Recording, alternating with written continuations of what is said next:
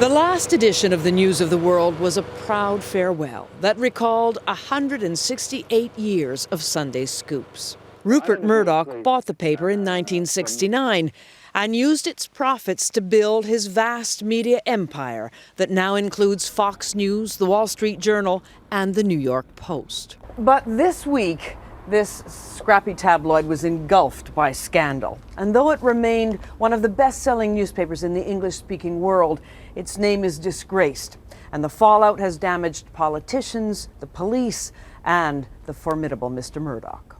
The scandal exploded with Millie Dowler, a teenager murdered in 2002. On Monday in London, a private investigator working for the News of the World was accused of hacking into her cell phone and deleting messages, giving her family false hope that Millie was alive. Then Britain learned the News of the World may have preyed on military families too. And he's holding an Afghan army sniper rifle. Tony Phillipson's son, James, was killed in action in Afghanistan, and he now believes James's Hotmail was hacked by News of the World. Yeah, it is. It's upsetting.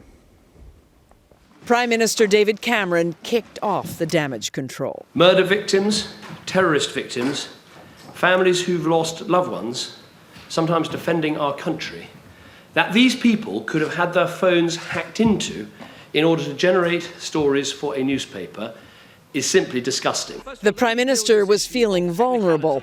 He'd hired a former News of the World editor as his communications advisor.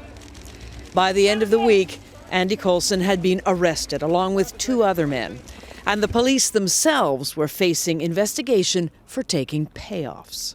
2, 4, 6, 8! Don't let Murdoch dominate! But the real fury focused on Rupert Murdoch and the power he wields through his stable of influential British papers. Teenager Millie Dowler's family lawyer is Mark Lewis. In fact, what we had in this country was a form of Murdocracy, that people were scared of what the newspapers could do to them and how the newspapers could influence elections.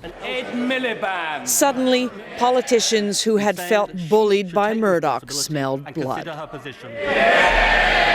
Simon Hoggart is a political columnist for The Guardian. You've got him under attack from all sides in Parliament. I've never heard members of Parliament being as vicious and ferocious, filled with hatred against one man.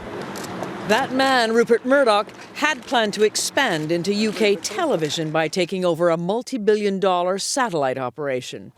But for the deal to go through, regulators will have to judge the new owner, quote, fit and proper.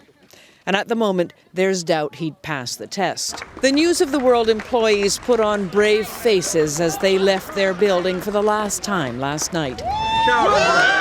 Their future is uncertain, and so is Rupert Murdoch's.